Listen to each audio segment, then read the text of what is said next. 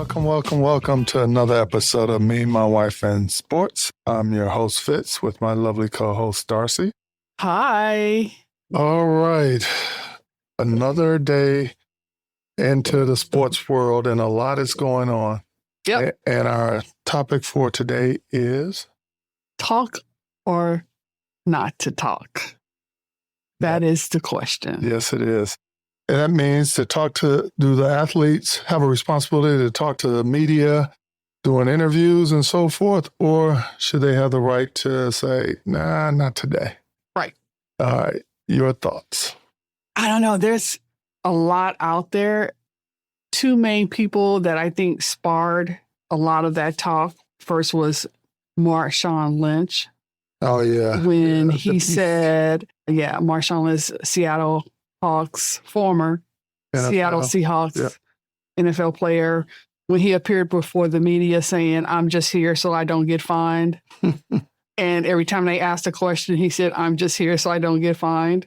And I think that was when they said they first realized that it was a part of their contracts and air quotes, job requirement. Correct. So Marshawn was just being Marshawn, and everybody has their opinion about the way he did it, but don't get caught up in that and think about why he did it. Yeah, but unfortunately, the media contracts for these major league professional sports give billions. Well, yeah, so when you look at it that way, is it a job requirement or isn't it? Should it be a job requirement or shouldn't it? For certain sports... Now, I don't know if you saw this or not. Okay. But for certain sports, it is an obligation and a requirement.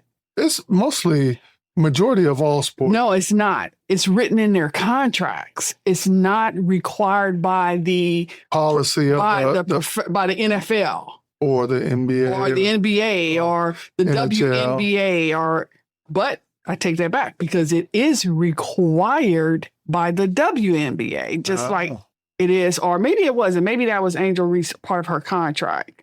But see, talking to the media, no, it's required by the WNBA. So it is a part of the WNBA's media policy that states players must be available to the media for at least 15 minutes during a set time. Okay, so so you have to check your sport. Well, if it's with the WNBA, which is sort of sponsored by the NBA, then I would imagine they would have. I don't know because I don't have anything that I can refer to that is from the NBA's media policy. Well, we know with the NFL, there is a policy for them. With the NFL, no, it's part of the player contracts. Okay. So this is the thing. When you think about, is it a job requirement or is it part of your personal contract? Either way, if it's a job requirement and you took the job, then you have to know what is required of the job that you take. If you sign a contract, then you have to know what's required, what's part of that contract. The question comes in that should the job take into consideration the emotional impact, the state of mind of the athlete? Should the job put some limitations on the media? Because there's a million things out there that will tell you what the athlete's requirements are to the media. I couldn't find anything that told me what is the media's requirement to the athlete. And I'm sure they get briefed before they go into these meetings, or locker room or on a whatever, and they're told stay above board. But the media, they go left if you go right. I don't know. But like when Naomi Osaka said that she didn't want to talk to the media and didn't talk to the media because of her mental health, that became an international incident. And the media didn't take into consideration whatever she was going through. Same thing, Simone Biles.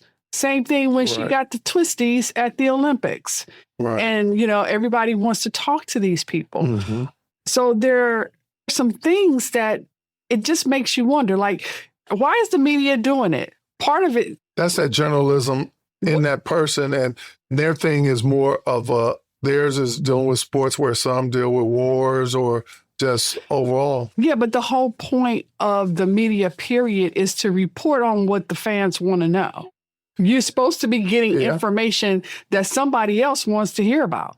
After Jalen Hurts won the Super Bowl, I don't need you to stick a mic in his face. Because if I'm an Eagles fan, we don't want to hear from Jalen. We know what he's thinking, how he's feeling. And I don't care. Like to hear those words. And I don't care if he goes to Disneyland. Well, he cares because that's an endorsement for him. You know, he trying to make some money. So, well, then you can't be mad about that. You see what I'm saying? So there are times, or like this instance with. Well, before you go on that, because I know you said that all sports don't require it. And I'm looking at this newspaper article, sports article from 2019, and it doesn't say the specific sports, so I'm sort of filling in the blanks myself when it says major sports. But let me read exactly. Okay, this is talking again about whether the athletes have to or have an obligation to talk to the media. And in this article, it says, that is why the 4 major sports organizations require players to talk to reporters. So when he say 4 major sports organizations, I'm thinking baseball, football, hockey, and basketball. Yeah. Yeah. So it's something in there. And I have to say it has to be a policy across, because a lot of these sports get these major media contracts, and they're not going to give those contracts, or the media company is not going to throw a bunch of money at these contracts. They don't have access to be able to talk. Because, I just had the biggest angst about when players, like we were just watching the women's college championships, and they out there shooting and got a mic on and talking to the media. Yes. They need to be focused on the game. Right. And that goes back to, should they talk to the press, or are they more worried about what's being said about them than being focused on the game? I mean, that's a whole different show. Should college athletes even be talking to the media? Why was that guy mic'd up during the shoot around or whatever they call it before the game? Like, I really don't want to hear what you got to do or what you got to say, because you're a college athlete and you should be studying and you focus on getting out of college and doing whatever you're going to do. But there's probably nothing really that I'm interested in hearing you talk about, except I want to watch you play. Right. So, yeah, I don't get the point of that. And they do it to the women.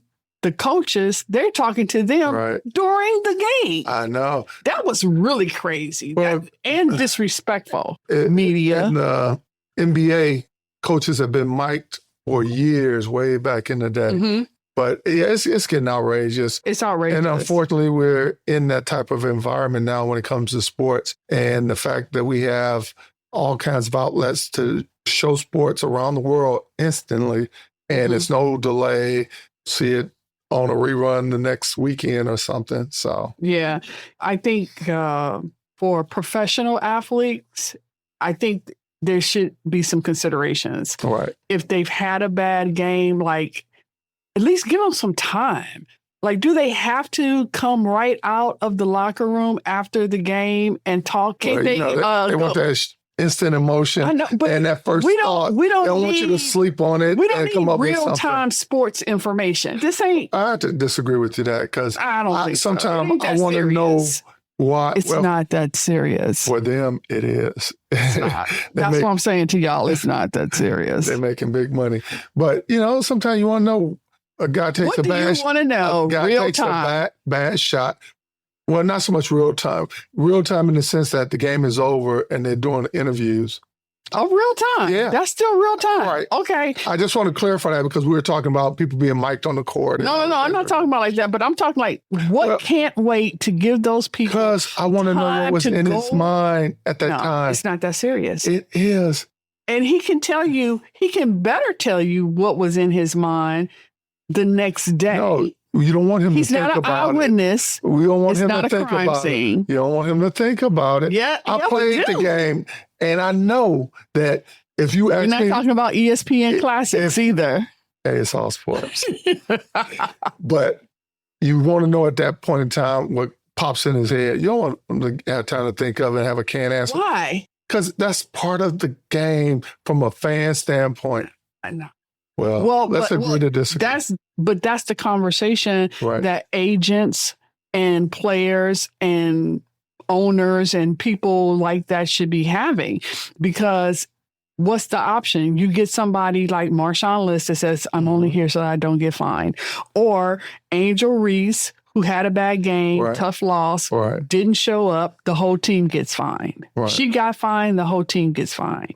So in tennis, Naomi Osaka had a bad day, didn't talk to the press, had to pay. She had a big fine. I don't know I can't remember what her fine was, but it was way more than, these are serious fines. Well, let me ask you this then.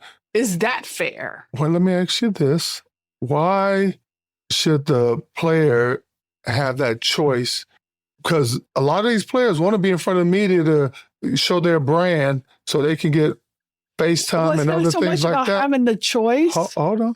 And have their presence known when they're feeling good. But when it's bad, I don't want to meet the media around. It's not about having a choice. It's about knowing what the requirements of the job are.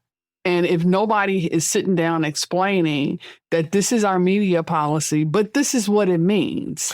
And this is what happens when you don't follow the policy. Because it seems like, I'm sure they got to be explaining it seems like none of these players, none of these athletes have read the handbook. That's probably true. None of them read the employee handbooks that come along. That's why you got an agent. Well, and that's why the agent getting his cut off of this before these fines come into play, and that's what it's about. It's about knowing what you're getting into. Yeah. Every job has parts that you're not going to like. Right.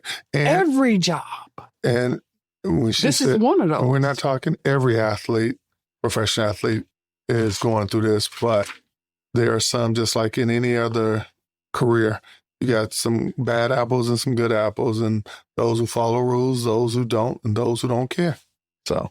Right. Yeah. Well, and it's out there. It's just an issue that is out there. And as things get more sensitive and issues come up and people feel the pain everywhere. We don't know what those players are going through, especially our collegiate athletes. Right. We don't know how many of their parents have been affected by budget cuts or job losses or anything. What's on their mind while they're playing the game is one thing. And then now they trying to come off of maybe having to deal with something and somebody done stuck a mic in their face. Now that's for the collegiate athletes. I think that's something that needs to be taken into consideration and part of the NIL discussion. For the professional athletes, and I don't care what sport you play, because they all showing out in all the sports. I mean, we can look in every sport and find an instance where somebody got fined for not talking to the media or for saying something stupid. Right. But they have to realize that, know your job requirements and then suck it up. I mean, you can't trash. You can't trash the commissioner of the NFL and the NFL. That's like me going to my boss. It's like, the owner of this company is this, that, and the other. But, I mean, there are going to be consequences, for your actions. And so it's just a discussion. I think it's good that we're having a discussion so that, especially, again, I always, we got a young person thinking about sports in our life. And I think about for the young people who are aspiring to be the next generation of pro athletes, these are things that parents, you guys got to help prepare them for. Most definitely. So it's very interesting. It is, definitely an interesting topic. And maybe because one thing you said in one of our earlier podcasts, and that was maybe during this season of whatever your sport, you take a break from social media or media outlets and just focus not only on your sport, but just for your mental health. Because, people go post things to get you going and to try to hurt you or cause some kind of yes, especially if they're gambling on the game. No. Yeah. Well, but or if they just an extreme, if they're a fanatic, they taking it too far with their fandom. Yeah. But it's interesting, and you always have the arguments.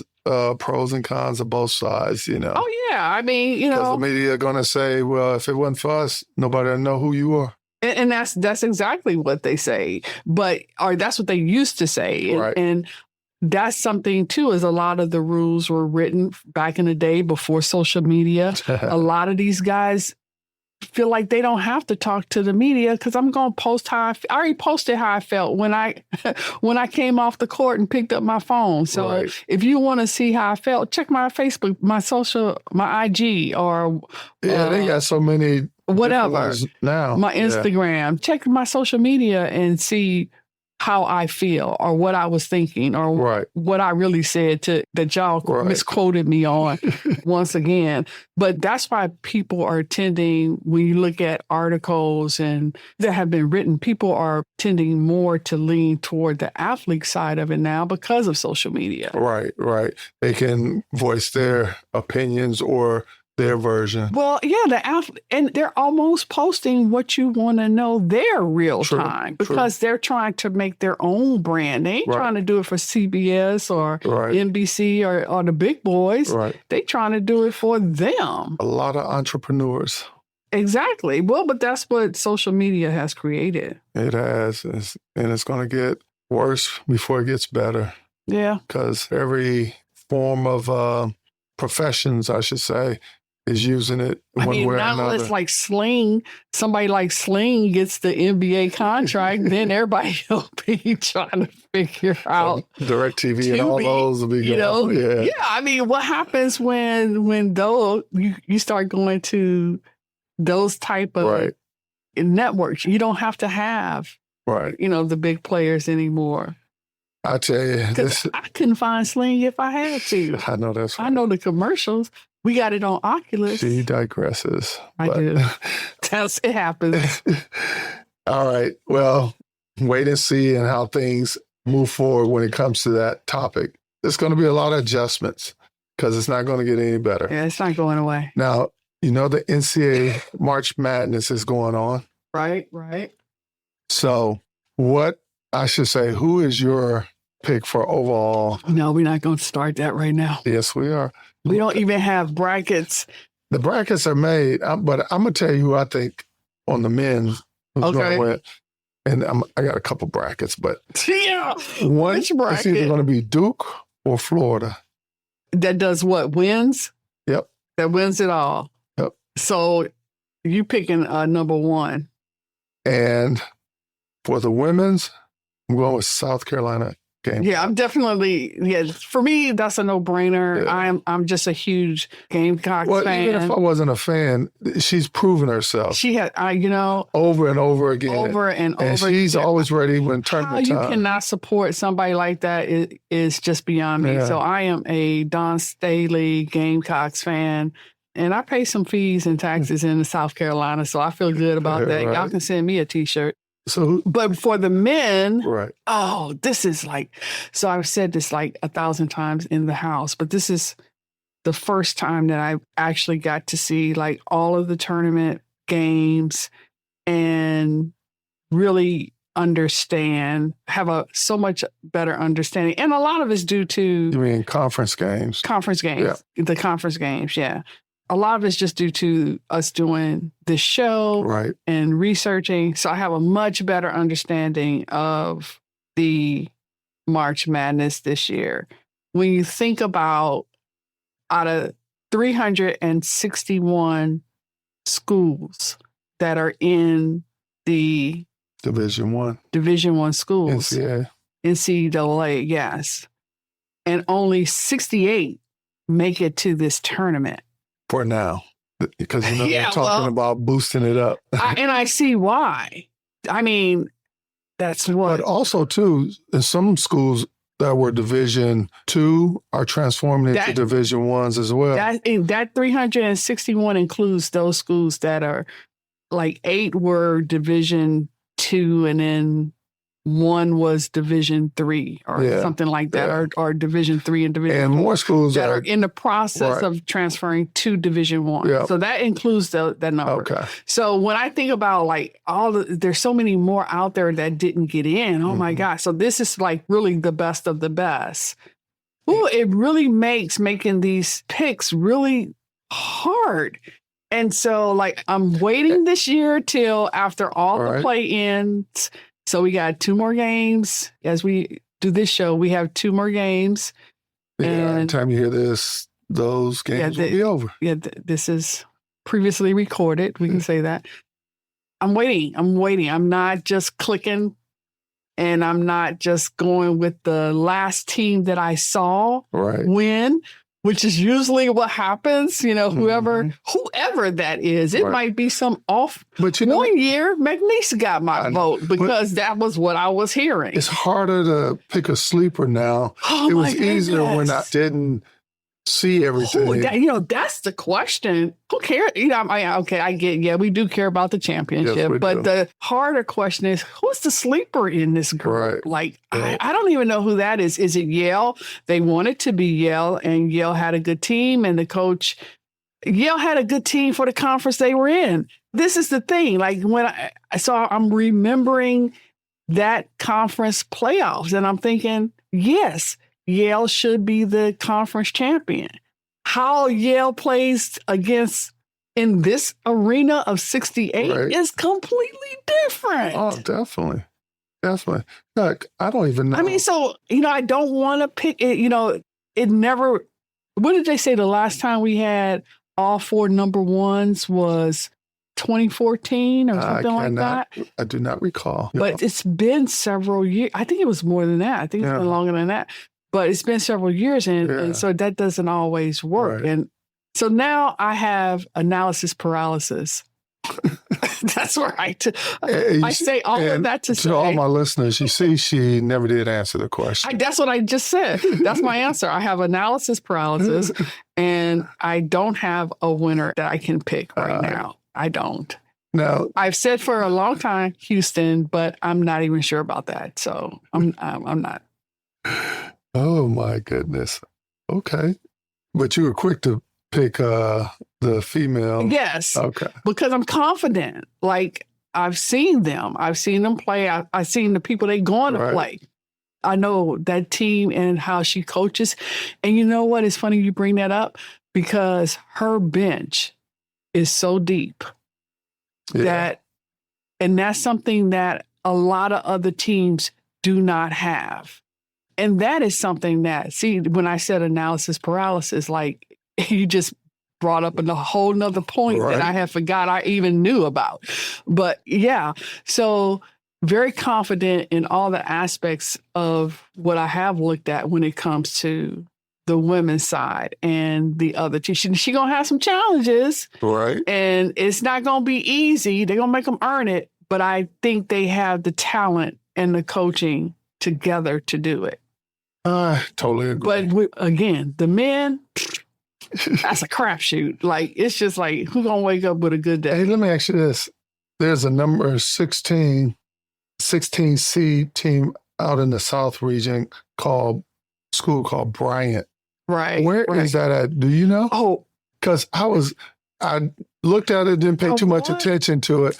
Then I said, I'm going to have to look it up to see. I think it's Texas, but I'm going to check. That sounds about right. Sounds about right. Because I was like, man, that's like, maybe they'll be the Cinderella, a team you don't hear about and all of a sudden make it through. Yeah, I don't know about them. Yeah, I tell you. No, it's Rhode Island. Rhode Island? Rhode Island. Wow. Smithville, Rhode Island. Is that what it's? No, I was thinking Smithville Ham. It might be. No, that's in Virginia. Oh, yeah, that's right. Or I was thinking, was that just a name? But Rhode Island. Okay.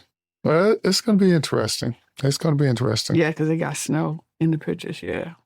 In Texas. Yeah, it could be. Texas been getting a little snow. All right. What else you got?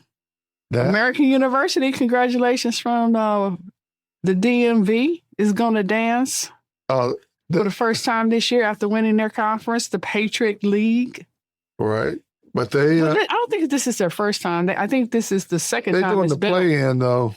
Yeah, they're doing the play. They got to play in. So they're not. Well, that's gonna be their dance. In yet. No, that's gonna be their dance. Okay. I don't know. I don't know if they gonna get it. So we just gonna call it their dance. Okay. That might be the closest they get. That might be the end of the madness for them. But who are they playing? I think, is it St. Mary? Mount St. Mary? Mount St. Mary's. Maybe it's them. Yeah. All right. Well, another great show. And I would like to thank our new listeners from the Ukraine and Hungary, Budapest, Hungary. Budapest, yes. So thank you for tuning in with us. We really appreciate it. Yep. Okay. All right. All right. That is the main topic of our conversation. And the discussion on March Madness. Yes. Yeah. Yes. But before we go, I want to do my little known sport fact. Okay. Cal Hubbard is the only person in both the Football and Baseball Hall of Fame. Who's Cal Hubbard? I'm glad you asked. Why don't you tell us? I mean, like, what else about him? That's Do it. you know? That's it? That's it. So he played both sports? Yeah. And I never heard Where's of he him. from? Like, you know anything else about him? No, that's why I have you doing the research for me. I gave you the name. Now you got to run with it. You got to carry that ball. You gotta be like, why? Like, why? What inspired him to play both sports? Why isn't Deion Sanders isn't in 2 Hall of Fames? Not that I'm aware of. I know he's in the Football Hall of Fame. He never made it in for baseball, huh? I don't know. I have to look that up. Well, clearly, because Yeah. But like, I don't know how you found him. Magic. All right. Guess that's the end of our show. So, in parting, you have anything to say, Darcy? No, it was a good show. It was interesting doing the research. I hope everybody heard something. And remember, your mate is a reflection of you.